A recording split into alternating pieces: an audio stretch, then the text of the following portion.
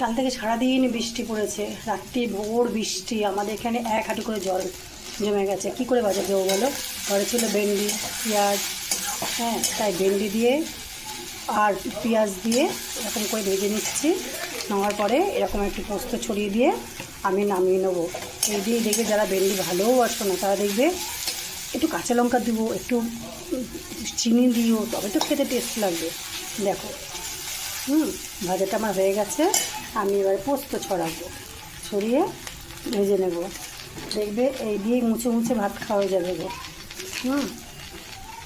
বেশ খানিকটা পোস্ত ছড়িয়ে নিয়েছি, আবার এটাকে আমি ভাজবো। পোস্ত খাওয়া হলো, ভেন্ডি পোস্ত খাওয়া হলো। একদম কমিয়ে দিয়ে পোস্তটাকে একটু ভেজে নেব।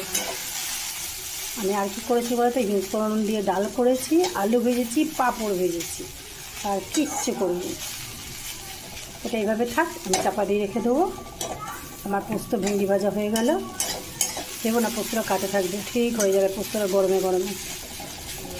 পেঁয়াজ পোস্ত খাওয়া হলো, ভেন্ডি পোস্ত খাওয়া হলো।